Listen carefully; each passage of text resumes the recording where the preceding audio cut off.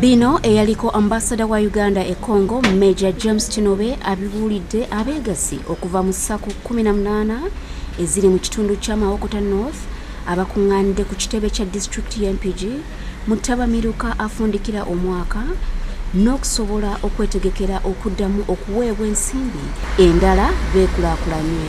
Gavumenti ya NRM olutalo olw'okulwanyisa obwavu mu maka ag'abantu Ssekinomu lwe lutalo lwekwasiza emikono n'amakubo agawera ku mbadde mmanyi wealth creation y'ensigo n'ebirala naye nga lino lye tuliko olwaleero lyemu ku makubo agayamba abantu okusobola okulwanyisa ennyingiza y'omu maka gaabwe nga etambulira ku musingi ogw'emiyoga egiyitibwa SACCOs.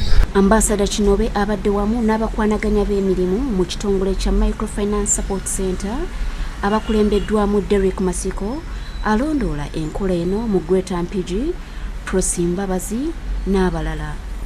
Bano babadde balambula okulaba emyoga bwe gimaliriza omwaka n'okulonda bammemba abapya okunyweza SACCO zaabwe zikole bulungi nga baweereddwa amagezi okuva mu bakugu okwongera okunyweza SACCO zaabwe n'okuzikulaakulanya nga bayita mu kutereka n'okwewola. Kinajjukirwa nti buli mwaka gavumenti eteeka ssente ez'entandikwa mu SACCO zino okwekulaakulanya wabula nga bangi tebafaayo ku ngeri y'okuzikwatamu n'abandi okuzifuna ne badduka okuva mu bitundu. Derek Masiko asabye abantu okukozesa obulungi ensimbi zino basobole okwejja mu bwavu.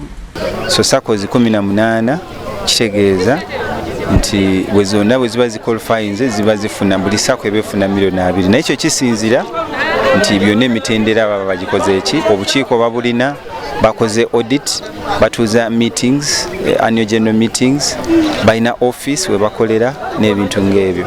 Atwala ebyensimbi MPG Kazibwe Ronald asabye abakulu okulowooza ku by'okwongera abeegasi bano ensimbi n'okukola ku bibasoomooza. Abakola emirimu gino baba bangi okusaba kwabwe ne kuba nti senga twongeza ku bungi bw'essente obwa kapitooyo ne zifunibwa.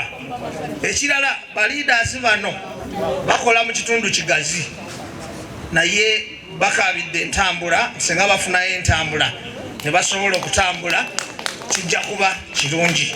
Oluvannyuma Masiko akulembeddemu okusunsula n'okulondesa obukiiko 18 obukola Mawokota North nga bayiseewo obutereevu bakufuna ssente zaabwe obukadde 20 mu bwangu.